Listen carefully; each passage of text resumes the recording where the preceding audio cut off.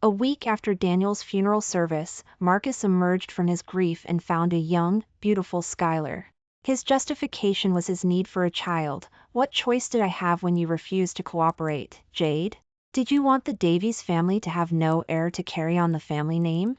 Eleanor Davies, who once showed great kindness to Jade, threatened to disown him, and Jade reluctantly agreed. He brought Skylar home. Right in front of Jade, he intimately fed her. Finally, he even wanted to take over Daniel's room. Jade flat out refused, which enraged him, and during a storm, he threw Jade out. After passing out, Jade woke up to see him accompanying Skylar for a checkup. Jade was about to lunge at him and tear him apart when she heard Skylar say in a saccharine voice, "It's all your fault. You were trying to get handsy while driving, and that's why you accidentally ran over Daniel. If we had taken him to the hospital then, maybe he could have been saved. He wouldn't be haunting Jade in her dreams now." He smiled dotingly. "That little bastard dares to scare you in your dreams? Just watch, Jade will go back and desecrate his remains." He called someone, ordering them to dig up Daniel's cremated remains and throw them into a waste disposal plant. Let him condemn him to an eternal restless state. Jade was overcome with grief.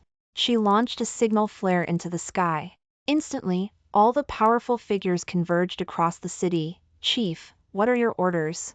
Jade issued her first hit order. Jade wants him dead. Even the most savage don't harm their own children, yet he was so malicious. That was his own son, Daniel. 10 years of father-son affection. When Jade arrived, Daniel still had a faint breath left in him. That means he was still alive when Marcus got there, so how could Marcus stand by and do nothing? It's ironic that when he heard of Daniel's death, he cried more sorrowfully than Jade did, claiming Daniel was his only son. He's the heir to the Vi's family. For this, he personally wrote the funeral service eulogy, lamenting their years of affection and recounting every tender moment. He even brought Daniel's favorite toy. In the middle of the night, he often suffered from insomnia, saying he missed Daniel, and he constantly prayed at a chapel, hoping Daniel would find peace soon. Jade truly believed he genuinely loved Daniel, but she never imagined it was all a lie. His sorrowful tears were just to conceal his guilt. Those moving eulogies were spoken for others to hear, meant to cultivate the image of a good father. As for going to the chapel to help Daniel find peace, it was merely because he was tormented by his own guilt. Jade's blood boiled, and a coppery taste filled her throat before she coughed up blood. The powerful figures standing nearby immediately stepped forward and helped Jade up. "Chief, we told you long ago, that man isn't reliable. But you didn't believe us back then." "That's right, back then all the prominent bachelors from Metro City were vying for your attention, and you received so many marriage proposals you couldn't keep track. Any one of them would have been better than him. But Jade wouldn't listen." At that time, Jade had just returned, fresh from her rebirth and naive to the ways of the world, and she was drawn to Marcus Davies. The wealthy, powerful figures who used to be Jade's associates all came to advise Jade not to be with him. "Chief, considering your standing, how could such an unknown nobody be worthy of you?" Jade even mocked them, saying they were so used to being rich that they forgot what truly mattered. A person's sincerity is the most important thing. Jade was immersed in love. He took Jade to eat at food trucks. He bought Jade glow sticks, and then they climbed to the mountaintop together to attend free outdoor concerts. He personally made a gift for Jade on her birthday. He said, "Jade may not have money, but Jade is sincere with you." Jade thought that was low. She never expected that years later, it would turn into his mocking words, "That woman is easy to win over, a little money is all it takes to trick her." Chapter 2. Jade sat on the bed, wanting to cry but unable to. She wanted to go out and get some fresh air, but then she saw Marcus Davies accompanying his Skylar to the hospital for a checkup in the middle of the night. He was attentive throughout, showering her with care and concern. Just because the baby moved a little in her belly, his face grew anxious, and he rushed her to the hospital, asking the doctor over and over again, only relaxing once he was absolutely sure everything was fine. "Do you know how much you scared Jade just now?" Jade was really worried something might happen to our Daniel. Not only did he pre-order the best high-end maternity care facility in the city, but he was also planning the baby's future welcome party. He booked the most expensive hotel. He invited only celebrities and socialites. He said this was to pave the way for his unborn Daniel. Thinking about it, Jade found it laughable. How did he act when Jade was pregnant? By then he had money, but he wouldn't put any effort into Jade. Whenever Jade brought it up, he would impatiently say, "Jade is busy making money, otherwise how can I provide for you and the child? Just be sensible." Later, when he realized Jade was unhappy, he bought a $10 plush toy to appease Jade. It was clearly the cheapest kind found on the street. But Jade was appeased nonetheless. In truth, Jade had always been easy to please because Jade loved him. That's why she was willing to accompany him on his entrepreneurial journey and stay by his side every step of the way until now. After Daniel died, Jade fell into a period of despondency, and during that dark time, he kept comforting Jade, playing the role of a good Marcus. At that moment, Jade truly believed he was someone who could face difficulties with Jade, and Jade was deeply moved. But in less than a week, he had someone new by his side. Jade found out from a message sent by a company employee, who told Jade, "My dearest, if you don't come back soon, this company will belong to Skylar." Jade's intuition told Jade that Marcus had definitely cheated. Sure enough, without giving any notice, Jade pushed open the office door and saw Marcus intimately flirting with a female secretary. His face immediately went pale, and he instinctively pushed her away, telling Jade was just explaining something to her. "She's new, you know how it is." After 10 years of marriage, no matter how well he concealed it, how could Jade not notice the fleeting hint of guilt in his eyes?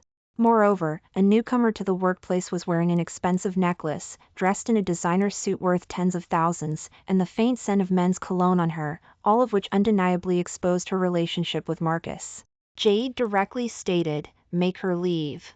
Marcus blurted out, "Impossible." His resolute demeanor stunned Jade. It was the first time he had spoken to Jade like that because of another woman. Just as Jade was about to speak, the woman suddenly gagged, and with a triumphant look, feigned an apologetic expression and said, "I'm sorry, my dearest, I'm pregnant and feeling a bit nauseous. I couldn't hold it in." Chapter 3. Her disgusting display was clearly a challenge to Jade. Jade stared at her stomach, finding it instantly jarring. Especially when she heard him say, "You've been very withdrawn since Daniel died, and you wouldn't even let Jade near you. Jade is a man, you should understand. Jade told you several times that you wouldn't have another child. We can't just have no heir to carry on the family name, can we? Ultimately, it's your own fault. If you're unwilling, plenty of others are willing to bear my children." He completely blamed Jade for his infidelity. When Eleanor Davies found out what happened today, she even threatened to disown him. "Why did you go to the company today? Are you trying to make trouble for Skylar? Jade is telling you, you absolutely cannot touch her. She's carrying the future of the Davies family in her belly. Are you going to let our family die out? You can't be so selfish." Eleanor Davies had been kind to Jade. When Jade had a difficult labor, Eleanor Davies cared for Jade day and night and even donated blood, saving Jade's life. Jade never forgot that kindness. Seeing her beg like that, Jade's heart softened. Jade only agreed to let the woman leave after she gave birth. That's Jade's biggest compromise. But gradually, things changed. Marcus kept saying, "I wonder if she's taking good care of herself alone in that rental apartment." Eleanor Davies would then sigh, "She has a child, you know. We can't expect her to cook for herself while pregnant, can we?" So, the mother and son brought her home without Jade's permission. As her belly grew larger day by day, Eleanor Davies, who had initially promised that Skylar Vance would never appear before Jade, became biased. She brazenly allowed Skylar Vance to sit at the dining table, right next to Marcus. Jade's expression changed, and she immediately dropped her chopsticks. Eleanor Davies tried to appease Jade, "Don't overthink it. She's not comfortable, so shouldn't we help her with food? That pig trotters is good for the baby, you should eat more. Marcus, what are you waiting for? Hurry up and serve Skylar some food." Marcus chuckled, "How are you even more doting than I am? All right, I'll serve her a bit of everything." The three of them were all smiles. Jade sat in the middle, like an outsider. She listened to them chat about everything, discussing their future and plans after the baby was born. Eleanor Davies even praised Skylar Vance as the family's lucky star. Ever since you arrived, Jade's old bones feel much livelier, and the company's stock has risen significantly. You are our family's hope. Jade didn't want to listen at all. She just felt her stomach churn with disgust. Jade was about to get up when she heard Eleanor Davies take off the diamond bracelet, worth tens of millions, from her wrist and put it on Skylar Vance, even suggesting that her Daniel would inherit the family. Jade said, "The heir can only be Jade's child." Eleanor Davies cast a cold glance. What child? You don't even have one on the way. What right do you have to say that? Exactly. If you can't have children, blame your own barren womb. Eleanor Davies ignored Jade and even demanded that Jade give up Daniel's room for Skylar Vance to live in.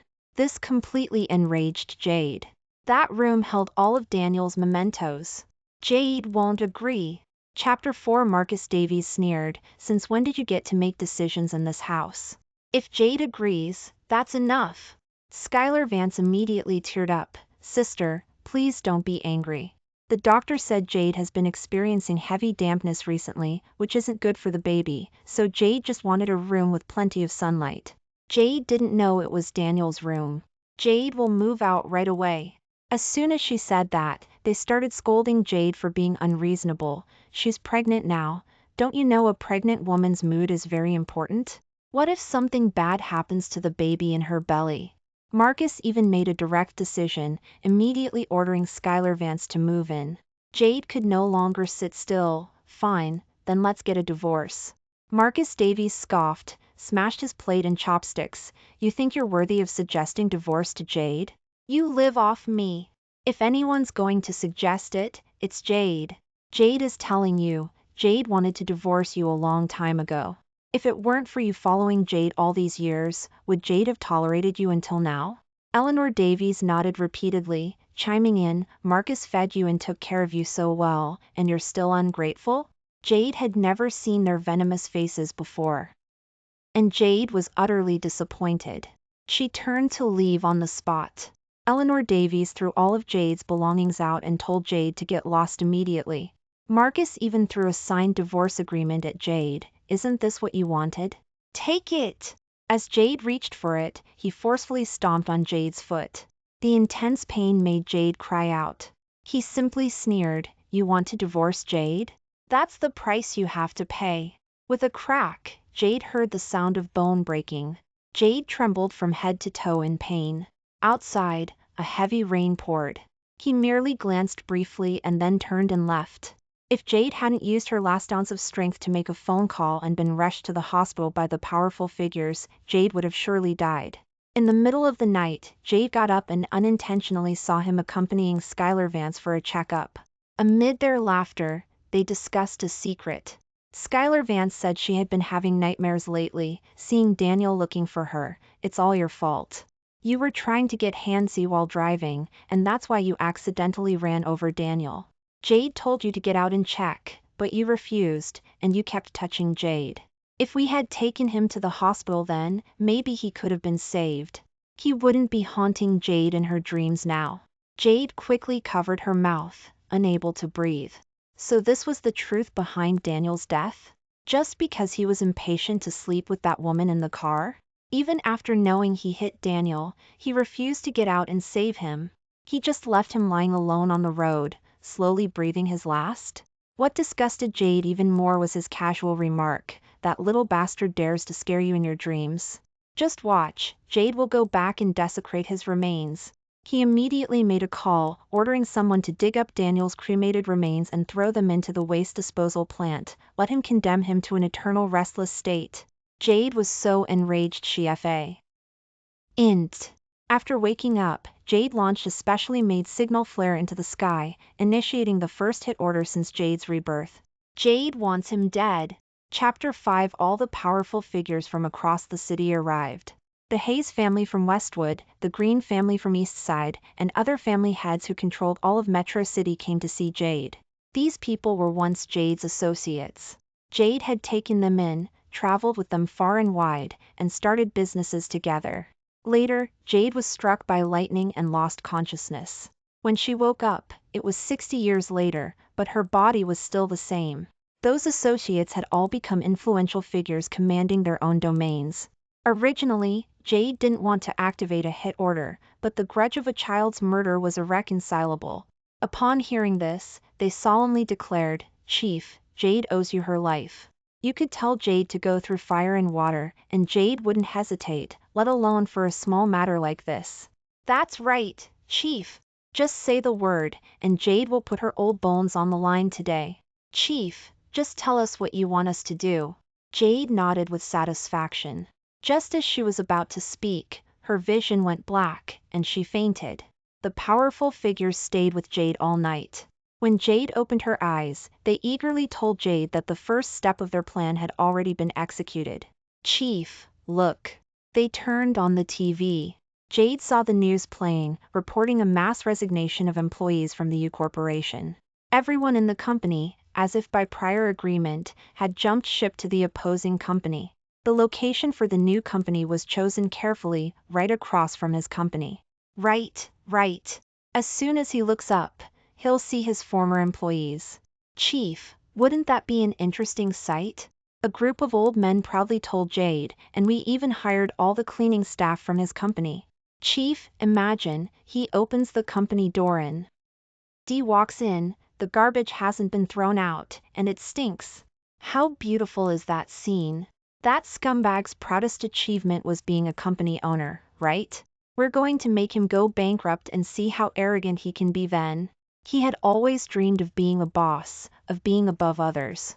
Jade had mentored so many associates, and she could tell at a glance that he wasn't cut out for it. But Jade loved him, so she was willing to sacrifice for him. She gathered her associates for an overnight meeting. "He's Marcus, you have to help him."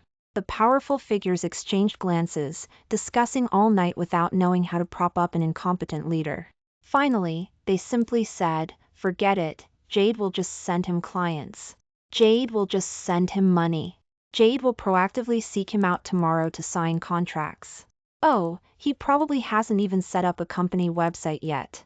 No problem, Jade will just find him myself." It's fair to say that Marcus Davies's current position was built by them, taught and nurtured step by step. Now that his company was empty, let's see how arrogant he'd be. Sure enough, it wasn't long before he couldn't stand it anymore.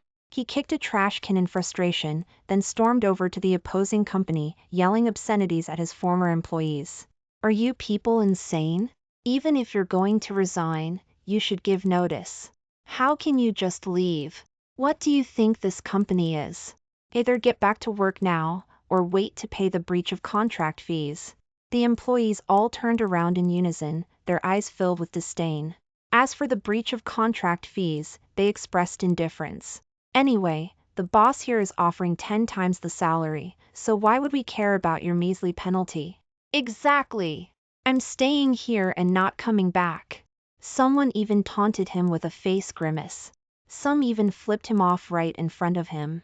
Marcus Davies was furious and cursed. "Are you even human? If it weren't for Jade, would you have food on your table? That's hilarious. Groveling and catering to your every whim like servants waiting on royalty on your side. Who the hell wants that?" "Exactly. Last time, it was clearly your mistress's job, but you made us do it. Do you think we're stupid? Jade was busy enough with her own work, and I still had to go and make her happy. It was insane. Jade was fired last time just because Jade didn't compliment her looks. Didn't Jade have enough stress with all those mortgages?" They collectively kicked him out. Marcus Davies was incredulous. Just as he was about to explode, he received a phone call. His face changed dramatically. "What?" Jade watched the surveillance footage from afar, a slight smile on her face. The real show was about to begin. Chapter 6. While he was furiously yelling at the opposing company, Jade's powerful associates made a call and had his house emptied. They even dispatched tall, imposing bodyguards to clear the way, beating anyone who stood in their path. Eleanor Davies cried and wailed on the side, but didn't dare to step forward until she saw her Daniel return. Then her voice grew louder as she tearfully complained that these people had barged in like thugs and stolen their belongings without any reason. A bodyguard exposed his gleaming white teeth and amicably corrected her. "It's relocating. They presented Jade's property deed and a series of invoices proving that everything there belonged to Jade. Now, we are entrusted by Ms. Yin Yao to take her private property. Is there a problem with that? At that moment, property management and the police arrived. Upon seeing the documents they provided, they immediately allowed them to proceed. This is impossible, Eleanor Davies shrieked. This home was built by my Daniel's hard work. How could these things belong to that woman? Daniel, quickly, say something. Marcus Davies frowned deeply, then suddenly realized something. He quickly made a call to verify. Is it that prenuptial agreement? Jade sneered. It's good you still remember. When Jade married the protagonist back then, the powerful figures adamantly disagreed.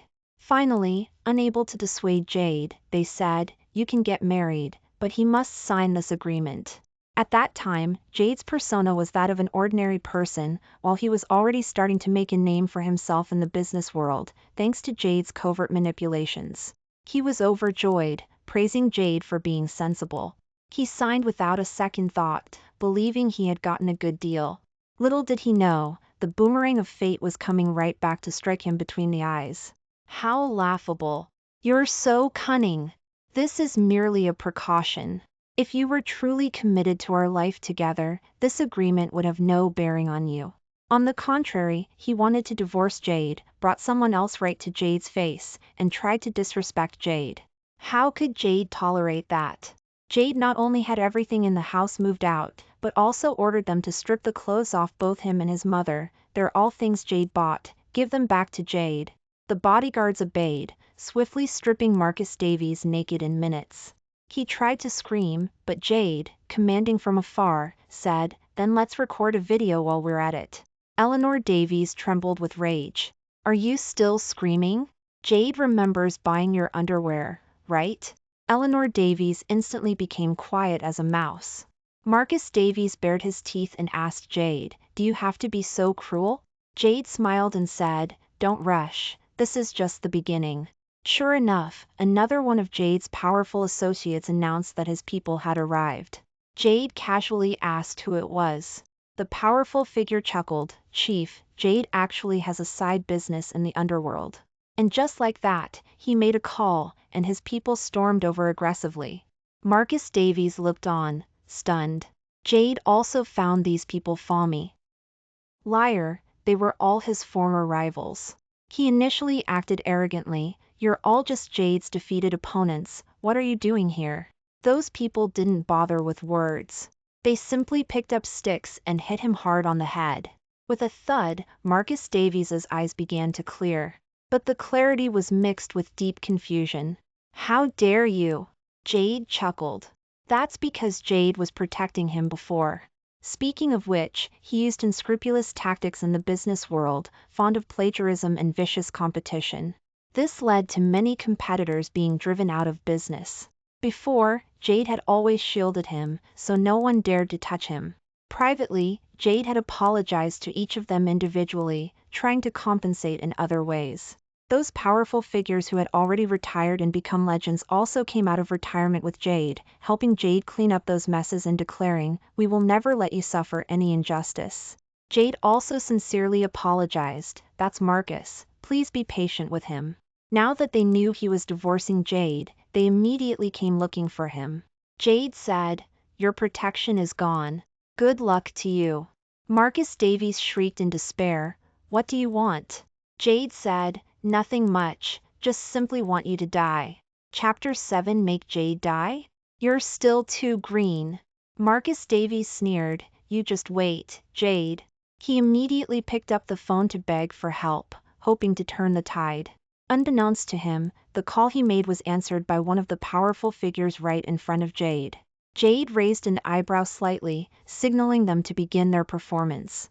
Powerful figure A, Marcus, you're putting Jade in a difficult position. Powerful figure B, exactly. In your situation, we're at a loss as well. Watching the group of powerful figures eagerly showing off, a slightly younger associate next to Jade couldn't sit still. How come Jade hasn't received a call yet? Is Jade standing not high enough? No, Jade must ask Daniel about it. Jade will just call my grandson. After going around in circles, and after the old geezers had had their fun, Jade finally nodded. After all, Jade had already heard Marcus Davies's sobbing voice on the phone. Please save Jade. Jade is truly at her wit's end. As long as you save Jade this one time, Jade will repay you even if Jade has to be your beast of burden. His words were sincere. More importantly, this fish had finally taken the bait. Jade hummed in acknowledgement, and the powerful figures began to hint at him. Oh, well, the truth is, we can't do anything about how terrible your situation is this time, but we can recommend someone for you to seek out. That person is very formidable, and she was actually looking for someone like you a while ago. You might consider it. But you only have half a day, so you need to act fast. At that moment, the sound of Skylar Vance arguing could be heard from the other end of the phone. What do you mean? You're going to stoop so low just for this? What do you think of yourself? And what do you think of Jade? Jade is pregnant with your child right now. How can you treat Jade like this? Don't you know? That incessant, demanding barrage of calls finally made the already irritated Marcus Davies explode. What else? Besides being pregnant, what else can you do to help Jade out of this predicament? One sentence completely shut her down. Skylar Vance ran off crying, and Marcus Davies immediately turned to the powerful figure, fawningly saying, Jade has made up her mind. When do we start? Do I need to package myself and deliver myself to her doorstep? That obsequious demeanor truly disgusted Jade. Jade snorted and ordered them to turn up the heat on him. Go tell him, Jade likes men who look like they've been beaten black and blue. When the powerful figure relayed Jade's exact words, Marcus Davies's brain instantly froze. This. What this? If you don't want to do it, plenty of heirs will. Marcus Davies's face instantly changed. Familiar, isn't it? These were the very words he often used. To his employees, he'd say, if you don't want the job, plenty of others do. To Jade, he'd say, if you don't want to be a good wife to Jade, plenty of others want to be Jade's wife. You need to understand who supports this family, who provides you with food and drink. Jade is already doing you a favor by not complaining that you're past your prime, so why are you still whining? What is this called? What goes around comes around. Chapter 8. Jade waited quietly in her hospital bed. Before long, he arrived, beaten black and blue. When Jade saw his true face, she was startled. This man truly didn't hesitate to inflict pain upon himself to achieve his goals. He was even dressed flamboyantly, like a preening peacock, calling Jade my dearest repeatedly. Jade was wearing a mask and a loose hospital gown, so he didn't recognize Jade at all. Therefore, no matter how Jade humiliated him, he could only greet her with a smile. Even when Jade said, "Oh, Jade heard you have a mistress."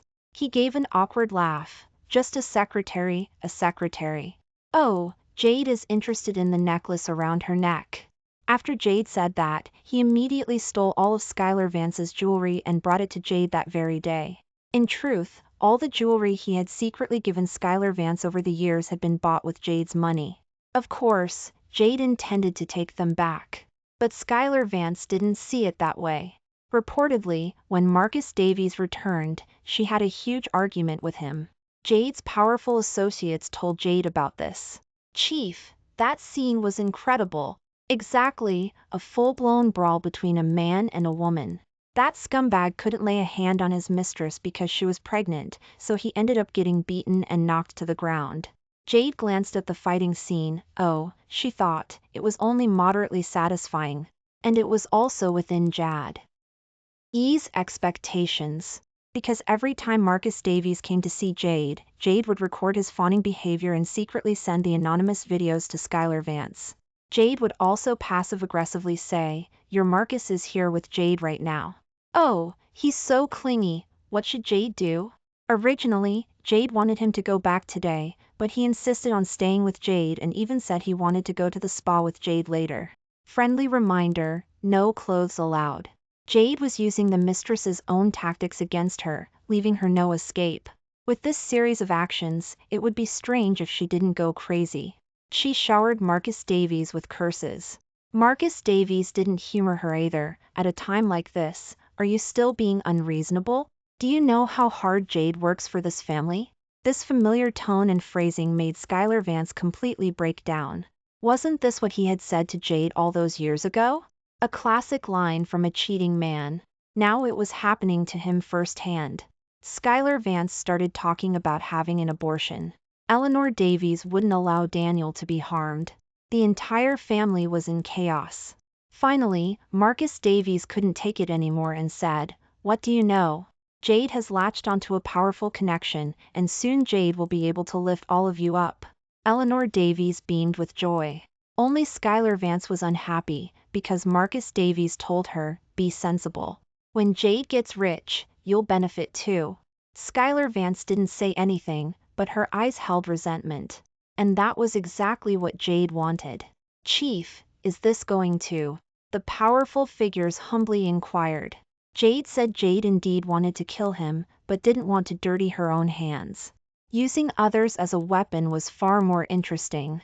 Chapter 9. Sure enough, these past few days, Marcus Davies had been constantly coming to Jade's side. Feeling that he had latched onto Jade's powerful connection, he became arrogant again. When the powerful figures told Jade about it, Jade merely hummed, as it was all part of the plan. But seeing him so happy makes Jade unhappy. "Let's make him cry for a few days first." A medical powerful figure nodded and made a call, stopping Eleanor Davies's dialysis treatment. He told them the era of receiving treatment without immediate payment was over. "You must pay first." That single sentence stumped Marcus Davies. He was so poor he had even pawned his underwear. Where would he get money for his mother's treatment? But it wasn't like this before. The doctor told him, "Before, it was all out of respect for your wife. Now that you've divorced your wife, why should Jade bother with you?" "What?" He was greatly alarmed. "How is this related to my wife?" "Your wife is Jade's lifesaver. We treated your mother before because of her. Now, who the hell cares about you? And by the way, without dialysis, your mother might be gone in a month. Better start preparing for the funeral."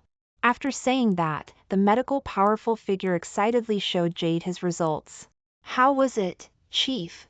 How did Jade scold him just now?" "If you think it wasn't enough, Jade can go back and add more insults." "It was good, no need." Marcus Davies was a mama's boy. Wouldn't this be the end of him? Even if he didn't cry out, his mother, terrified of death, would be wailing. Sure enough, he called Jade. "No matter what, Jade is your Eleanor Davies. You can't just abandon Jade." Jade said, "We're divorced." Don't you think it's ridiculous to say such things to Jade? Who was the first one to stand up and kick Jade out? He even treated Daniel's mementos as garbage right in front of Jade. If Jade's associates hadn't helped Jade retrieve them, Jade might not have been able to keep a single item belonging to Daniel. And now he was begging Jade? Didn't he find that amusing? "Don't be like this, wife." Marcus Davies began to play the emotional card, recalling their past affection. "After all, Jade and you loved each other. Have you really forgotten?" He rattled on and on. Jade scoffed. He grew angry. "You just wait, Jade." Then he dialed another number, speaking in a puppy dog tone. "My dearest, Jade is truly at her wit's end now. Please help Jade. Jade can't take it anymore. If you don't help Jade, Jade will be ruined." Jade sighed. "All right." This sentence instantly made him yelp with excitement. After he hung up, a group of powerful figures asked Jade, "Chief, are you falling in love again?" Jade smiled and showed them a piece of surveillance footage. This was surveillance footage Jade had secretly installed in the house earlier, while the bodyguards were moving things. Now, the show was beginning. Marcus Davies, knowing Jade would give him resources, became overconfident and utterly arrogant. Skylar Vance was already annoyed by his attempts to curry favor with wealthy women, and coupled with Marcus Davies having secretly taken her jewelry earlier, all these factors combined further provoked her, and she immediately started arguing with him. Back and forth, Marcus Davies finally lost his temper. "Then just get lost." Skylar Vance's eyes widened in disbelief. "Are you serious? Jade isn't married to you, and this isn't your house. Go back to where you came from." Upon hearing this, Skylar Vance's tears immediately fell, and she clutched her stomach, crying out in pain. Jade doesn't feel well. Marcus, Jade hurts so much. Marcus Davies watched coldly. Do you think Jade is stupid? You used these tricks to gain favor before, and now Jade's wife is gone, and you're still playing these games? Don't you find it ridiculous? Oh, so he knew.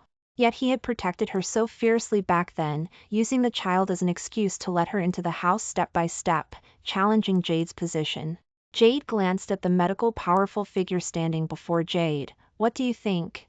The medical powerful figure scared twice. From Jade's experience, it's certain that the baby won't be saved. That's good then. Even better if this child could make Skylar Vance turn vengeful, then Jade's plan to use others as a weapon could be realized. By the way, when Skylar Vance comes to the hospital, remember to speak highly of that scumbag in front of her. The medical powerful figure understood instantly. At midnight, when Skylar Vance arrived, clutching her stomach and enduring intense pain, the renowned doctor sighed deeply. The worst thing for a pregnant woman is getting angry. Marcus, how could you argue with her while she's pregnant? Now look, this child can't be saved, and considering your constitution, you won't be able to have children in this life. As soon as these words were uttered, Skylar Vance's face went white. She had a complete mental breakdown, immediately erupting with unprecedented fury, and exposed all of Marcus Davies' scandals. Jade read the news headlines one by one, and in Jade's sleep, Jade burst into screaming with laughter. Damn, that was satisfying. Chapter 10. But the most satisfying part wasn't that, it was Marcus Davies humbly coming to beg Jade. He claimed he was betrayed by his most trusted person. Skylar Vance doesn't know why that woman acted like she was crazy. Actually, those are all nonsense. Jade responded, oh? Is that so? But Jade thinks it looks very real. For example, this one, you like engaging in office dalliances, and you even prefer the other person to wear a sexy nurse's uniform. Jade. His face flushed with embarrassment. Because it wasn't just Skylar Vance's revelations, his old employees also collectively spilled the beans. They said he had no real ability but a terrible temper. He would make others draft proposals and then put his own name on them. There were also various bizarre abusive management style. A mountain of scandals. He was desperate, clinging to Jade as his last resort. He dropped to his knees before Jade, prostrated himself, begging Jade to save him. My dearest, you are Jade's own sister. Jade really has no choice now. Jade's mom is still in the hospital, and without money for treatment, they're going to kick Jade out. Jade is being chased by debt collectors. They're threatening Jade with knives. Jade truly wants to jump off the rooftop and end it all. He repeatedly prostrated himself before Jade, crying bitterly. Jade threw Daniel's urn in front of him. Come on, prostrated himself towards it, and tell Daniel all the disgusting things you've done. Apologize to Daniel. Marcus Davies looked up blankly, staring at Jade in confusion. You, who exactly are you? Don't you know? Jade slowly took off Jade's mask in front of him. His eyes nearly popped out as he gasped, how could it be you? Jade told him that the powerful figures he thought were unreachable were all Jade's associates. At that moment, they all entered in unison. When Marcus Davies saw the business legends appearing before him one by one, and respectfully calling Jade chief, he was so scared he slumped to the ground. You. He looked at Jade in horror, unable to utter a single word. He even lost control of his bladder at one point. Ignoring his embarrassment, he crawled over, crying bitterly to Jade. Jade was wrong. Jade was truly wrong. Wife, please forgive Jade. Jade was misled by that woman, that's why Jade was so foolish. Don't worry, Jade and she have broken up, completely broken up. From now on, Jade will devotedly serve you and always be good to you. Before Jade could speak, the powerful figures each gave him a kick on Jade's behalf. How dare you say such things? Mr. Peterson, you're a doctor. Why don't you dissect him right here? Don't rush. Jade has tens of thousands of associates. Jade will make each of them watch him every day until he goes insane. Right. Jade has hundreds of cargo ships. How about Jade send him to a remote, lawless territory? Each person offered a suggestion, scaring Marcus Davies into tears. Wife, Jade really knows Jay. Ade was wrong. The moment he prostrated himself, Jade stood up and forcefully stepped on his head. If it wasn't for you, Daniel wouldn't have died at all. Jade watched the surveillance footage. Do you know how desperate he was when he died? He kept calling Dad, Dad. That was Jade's life. And now you expect Jade to save you? Go to hell! Jade turned around, letting him be dragged away. Jade no longer cared about what happened afterward. Without Jade as a backer, he would have nothing. As for the old woman, her health was already poor. Without Jade's medical resources, her condition worsened daily, her entire body swollen beyond recognition. She could only last another month at most. As for the scumbag, despised by everyone and blacklisted online, he couldn't even find a job. And because he had no money, he was forced by creditors onto the rooftop, then jumped, splattering on the pavement. Jade sent someone to collect the body. Not because of any lingering marital affection, but because Jade wanted to take him to Daniel's grave and tell Daniel, the beast who killed you is dead. Now you can find peace.